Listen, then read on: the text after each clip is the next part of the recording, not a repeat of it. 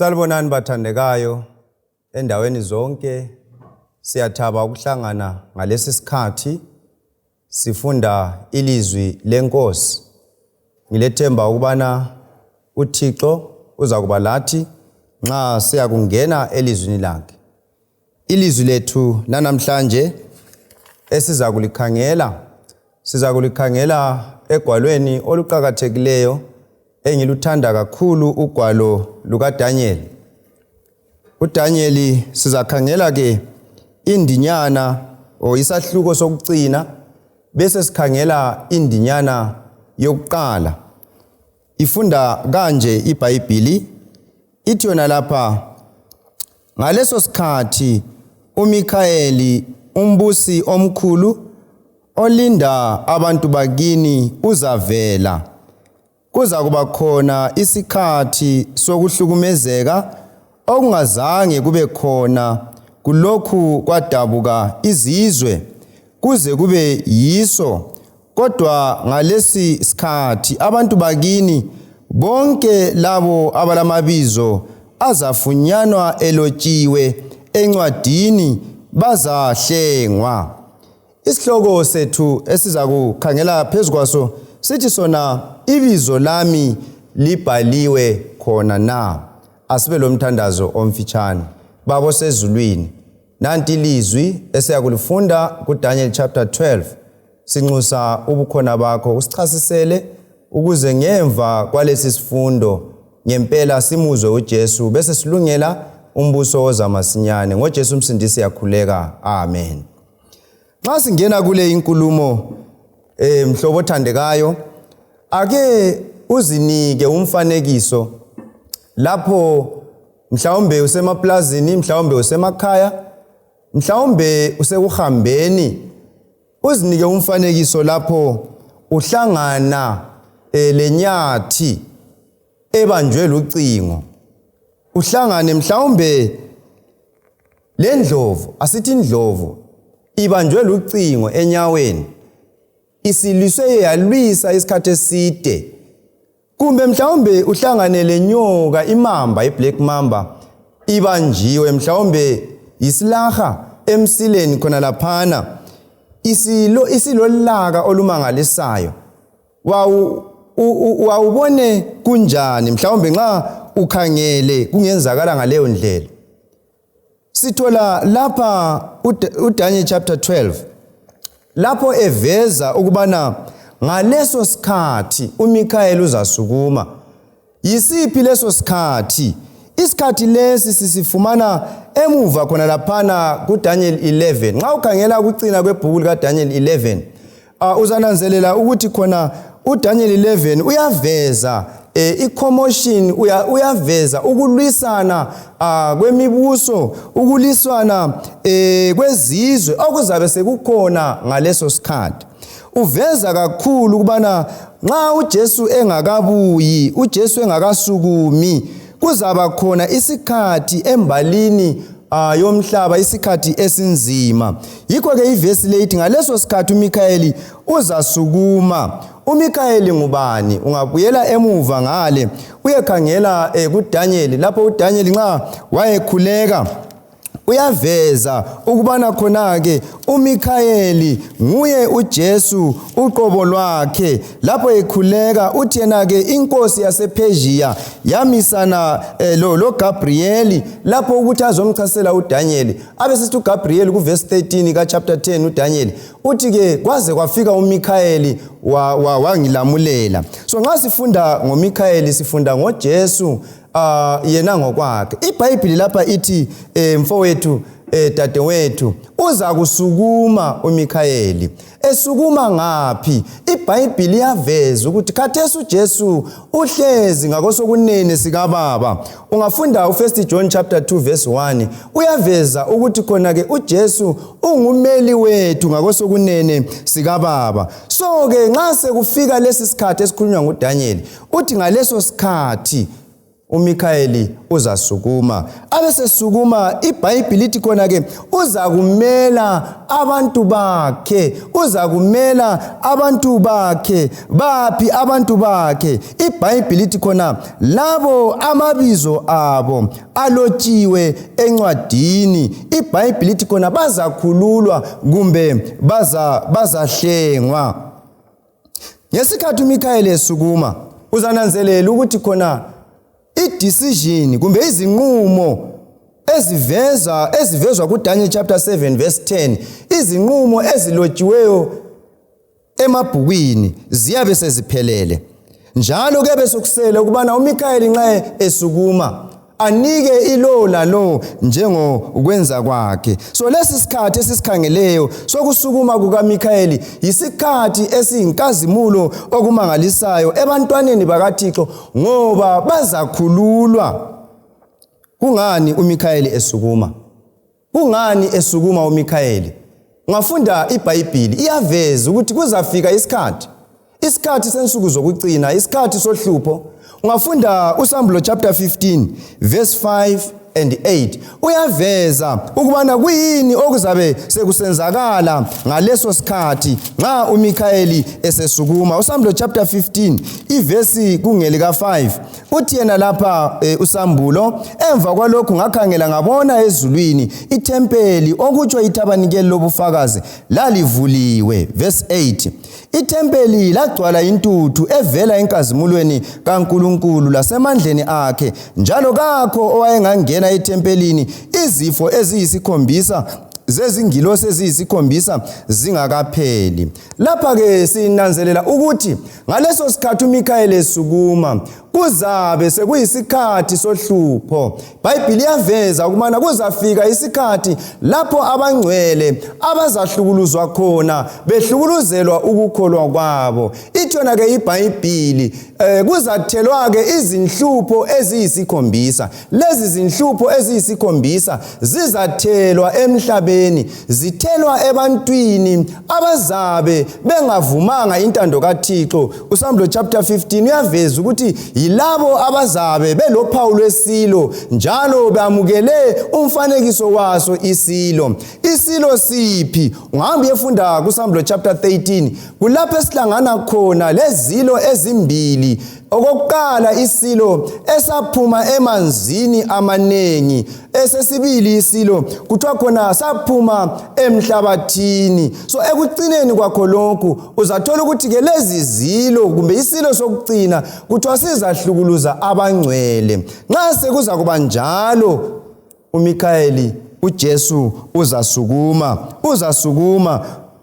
Nxa esesukumile okunye kuzamenza asukume yikubana iBhayibheli lithi ithempeli lizagcwala intuthu. Kusitsho ukuthi umusa kaThixo uzavalwa kumbe umusa awuvuleleyo kusukela uJesu encenga kusukela emuva khonale ku-Old Testament. uThixo umusa wakhe ubeleke uvulile umnyango womusa, kodwa ngalesi sikhathi uzavalwa umusa uJesu abesesukuma. Nxa esukuma usesukuma kuba ngumpristi wethu osincengelayo njengokutsho kuka1 John, kodwa ke uzabe sesukuma ukubana amele abantu bakhe.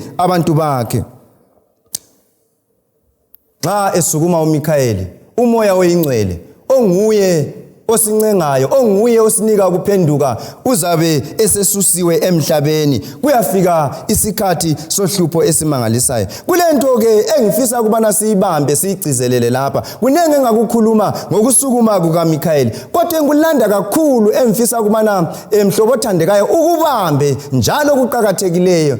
iBhayibheli ithi ngaleso sikhathi sohlupho lapho abangcwele bezahlukuluzwa isilo, iBhayibheli ithi uMikhayeli uzasukuma emela abantu bakhe labo abalotshiweyo ogwalweni.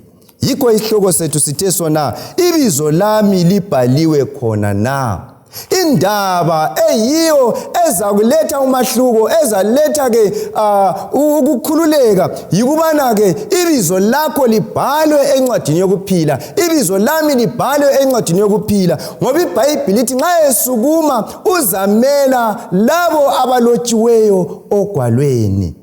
Kuqakatheke kanganani mhlobo othandekayo ukubana ibizo lakho libhalwe ogwalweni lweWundlu. Indaba yokubhalisa igama siyayifumana eBhayibhelini amahlandla amanengi. Uzananzelela ukuthi khona indaba yokubhalisa igama igcwele eBhayibhelini. Sakugijima ngamafitshane phezu kwayo le indaba njalo lokuqakatheka kwayo ukubana khona ke abantu kumele babhalise. Okokuqala kutshoni ukubana igama lakho igama lami libe sencwadini yokuphila na? Xa ufunda uPhilippians chapter 3 verse 20, uPhilippians chapter 3 verse 20 uthi yena umpostoli uPaul, kodwa thina ikithi lisezulwini, i-citizenship yethu isezulwini. Okokuqala ukubhalisa igama kutsho ukubana i-citizenship yakho uyayitransfer isuka emhlabeni ibe sembusweni kaNkulunkulu oyinkosi yena uJesu ngokwakhe.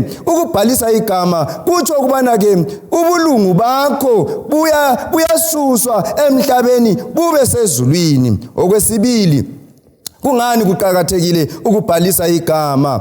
Ibhuku lokuphila kumbe ibhuku lapho kubhalwa khona amagama kusymbolize ukwethembeka kukaNkulunkulu njalo kuveza umfanekiso, kucomba umfanekiso uThixo wokuthi uzasihlenga njalo ke kuyaensure ukuthi khona ke uThixo bonke abathembekileyo kasoze abalibale. Yebo uThixo kasoThixo okhohlwayo, kodwa ukuthi igama libhale encwadini yokuphila kuveza ukuthi uThixo ulesiqiniselo sokuthi bonke abamamukeleyo baza kusindiswa.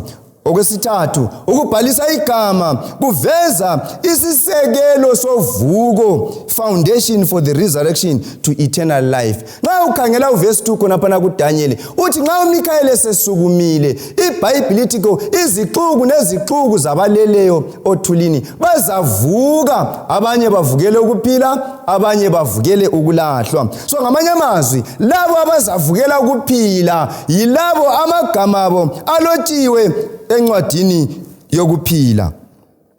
Okwesine, kungani kuqakathekile ukubana amagama ethu abhalwe encwadini yokuphila? Labo ke amagama abo azabhalwa encwadini yokuphila yibo abazakuba lamandla okuma ngesikhathi sohlupho, bazakuba lamandla okuma nxa isilo sesihlukuluza. Ake sikhangele uSambulo chapter 13 engikhulume ngayo, izilo ezimbili. iBhayibheli yaveza ke ukubana khona isilo saphuma emanzini, saphuma ebantwini abanengi. Nxa sifunda ngokujula uzananzelela ukuthi lesi silo sasungula ngo538 AD sayakuma ngo1798, kwakuyikusungula kombuso wePhapasi.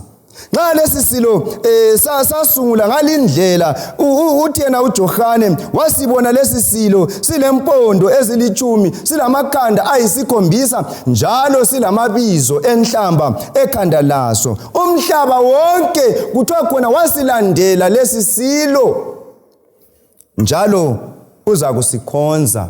Uverse 8 abeseletha umahluko, abesesithi yena uverse 8, bonke abantu abahlala emhlabeni bazasikhonza isilo lesi, bonke abalamabizo abo angalotshwanga encwadini yokuphila eyemvana eyabulawayo kusukela ekudatshulweni komhlaba. Mhlobo othandekayo, kuyasivezela sobala ukuthi khona ke laba amagama abo azalotshwa encwadini yokuphila yibo abazaphiwa amandla okuma lapho isilo sokucina sizakulwa labangcwele. iBhayibheli lithi khona umhlaba wonke uza kusikhonza isilo, umhlaba wonke uzasilandela, kodwa kuphela labo abamagama abo alotshiweyo encwadini yokuphila yibo laba futhi esibathola ngale kuDaniel chapter 12 lapho uMikhayeli esesukuma esebamela ngesikhathi uhlupho lufika.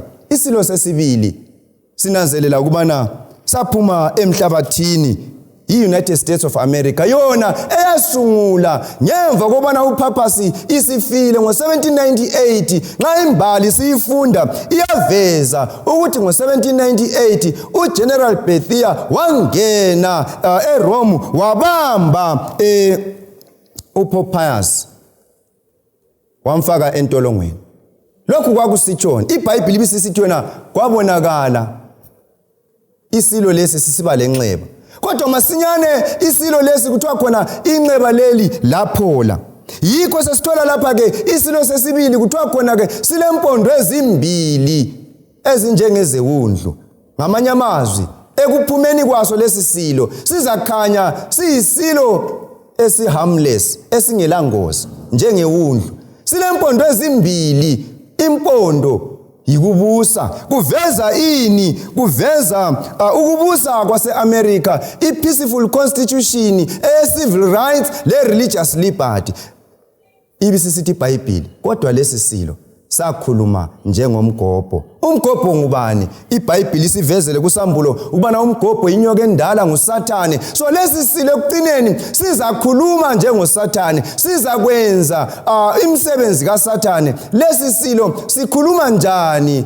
ilizwe likhuluma ngemthetho ilizwe likhuluma ngeconstitution so ngamanye amazwi iBhayibheli iProphecy yasivezela ukuthi kuzafika lapho iconstitution leyi epeaceful eAmerica ezaguquka khona ibe isikhuluma against abantwana bakaNkuluNkulu iBhayibheli ithi yona lesi silo sesibili sizakwenza umfanekiso wesilo sokuqala umfanekiso wesilo sokuqala kuvezwani kuveza lapho ukuhlangana kwechurch lestate kuhlangane ndawonye bese besithi abantu bonke kabakhonze isilo sokuqala esasilophawu lwaso esalusungulayo ngo538 uphawu lwaso kwakuyikukhonza ngesande so lesi silo sesibili esi-United States of America iBhayibheli yaveza ukuthi sizafika lapho iconstitution ezatshintsha khona bese sifosa bonke abantu ukuthi khona bakhonze ngesande bese kusithi laba abantu abangasoze bavume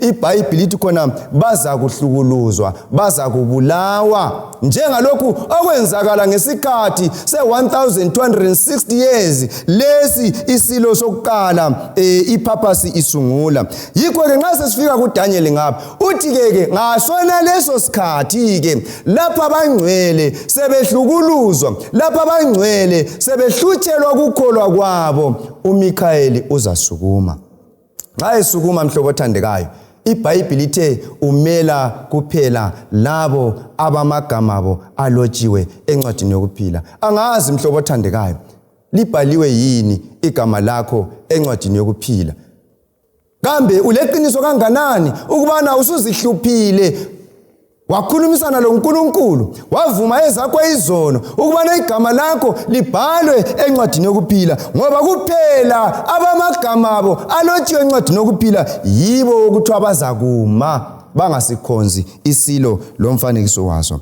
nxa sisiya laphana ekucineni okwesihlanu labo abamagama abo angafunyanwanga ke encwadini yokuphila khona kuzahamba njani nxa ufunda uSamulo 20 ivesi kungu15 ithona iBhayibheli Samuel chapter 20 verse 15 uma umuntu ibizo lakhe lingatholakalanga lingalotshwanga encwadini yokuphila waphoselwa echibini lomlilo hlobo othandekayo uyakunanzelela ukuthi kuqhakathekile ukuthi igama lakho igama lami libe sencwadini yokuphila ngoba iBhayibheli ithi khona ke nxa ke uJesu sesiza iJerusalema lisehla ezulwini labangcwele bephakathi bonke labo amagama abo angafunyanwanga elotshiwe encwadini yokuphila kuthiwa baphoselwa ngaphi echibini lomlilo kudinga ukubana ke mhlobo othandekayo sikhuleke kudinga ke ukubana mhlobo othandekayo sidinge kangaka sizihluphe ngalesi sikhathi ukuthi amagama ethu alotshwe encwadini yokuphila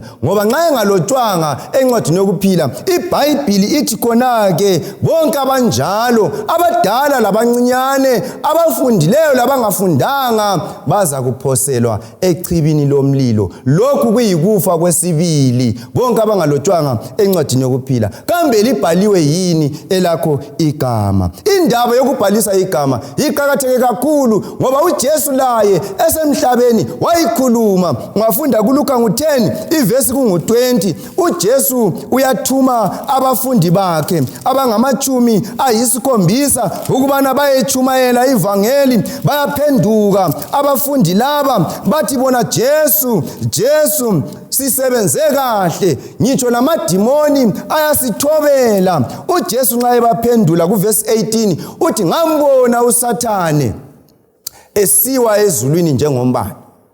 Abesesithi yena uJesu kuverse 20, kodwa ke lingathokozeli ukubana ke amadimoni alithobela nxa lichumayela, kepha thokozelani ukubana amagamenu alotshiwe ezulwini. So indaba yokulotshwa kwamagama iqakathekile ngoba uJesu wayiphatha laye emlonyeni wakhe, wathi khona nxa ikhona into kumele sizihluphe ngayo, nxa ikhona into kumele siyikhulekele, nxa ikhona into kumele siyithokozele, nxa ikhona into okumele sizile ukudla ngayo, mhlobo othandekayo, yikubana igama lakho lilotshwe encwadini yokuphila. Ngoba iBhayibhili ithi khona ke nxa uhlupho lusiza, uJesu kasoze aqhubeke hlezi endaweni engcwele, kasoze aqhubeke ethule, kodwa uzasukuma. Kodwa umahluko khona yikuthi nxa esukuma usukumela kuphela labo amagama abo alotshiwe encwadini yokuphila,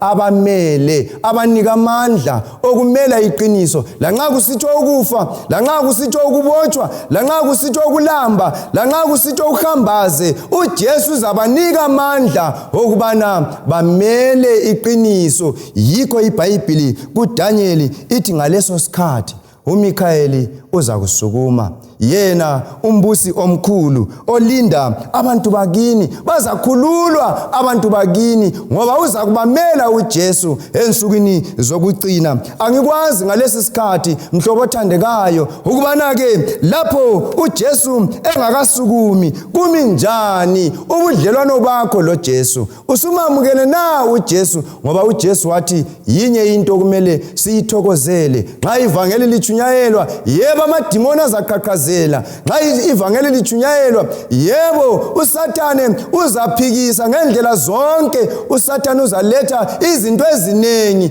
kodwa uJesu uthi yena into kumele siyikhalele, into kumele siyikhulekele, yikubana amagama ethu alotshwe encwadini yokuphila. Umpostoli Paul ivesi yethu yokucina uthi yena kuFilipensi chapter 4 nxa uyifunda ukhuluma laye ngendlela futhi efananayo yokubana khona ke abangcwele abasemsebenzini kumele bakhulekele ukuthi khona amagama abo alotshwe encwadini yokuphila. Umpostoli Paul nxa ufunda kuFilipensi chapter 4 ivesi kungelika 3 ukhuluma ke ngayona le indaba futhi efananayo, uthi yena uverse 3, yebo ngiyakucela wena esidonsa jogwe linye ngokwethembeka, siza abesifazana laba abasebenza nzima lami ngenxa yesisusa sevangeli, kanye loClementi labanye abasebenza lami abamabizo abo akhona encwadini yokuphila. So indaba emhlobo othandekayo yokubana khona ibizo libe sencwadini yokuphila liqhakathekile. Abafundi bonke iBhayibhili yakuthinta ukubana nxa sisebenza emsebenzini kaThixo, nxa simamukele uThixo, kumele siqhubeke sikhulekela ukuthi amagama ethu alotshwe encwadini yokuphila. Ngoba nxa ibizo lakho, nxa ibizo lami libhaliwe encwadini yokuphila, uJesu uzabe kwazi ukubana ngempela singabakhe, i-citizenship yethu izabe isezulwini. Ngoba ukubhalisa amagama kuyaveza ukubana wena ukuluphi uhlangothi, wena ukuluphi uhlangothi. Ngakho iBhayibhili umpostoli Paul uthi yena-ke bonke abasemsebenzini kaThixo bamukele uThixo, uThixo ubabhalile amabizo abo encwadini yokuphila. Hatshi ukuthi ngoba uThixo enguThixo okhohlwayo, hatshi, kodwa khona lokho kuveza isiqiniselo sokubana ngeqiniso uThixo uzimisele ukubana abanjalo abahlenge, abanjalo abasindise ekupheleni kwezinsuku. Mfowethu othandekayo, inhlupho yebo zizafika, isikhathi sohlupho sizafika, isilo siza kusukuma silwisane labangcwele, kodwa nansi into emfisa ukukutshela yona. Khulekela ukubana igama lakho lilotshwe encwadini yokuphila. Khulekela ukubana igama lakho libe sezandleni zikaJesu, libe semahlombe kaJesu khathesi esasengumpristi omkhulu, ngoba uJesu uthwele amabizo abangcwele emahlombe akhe njengompristi omkhulu.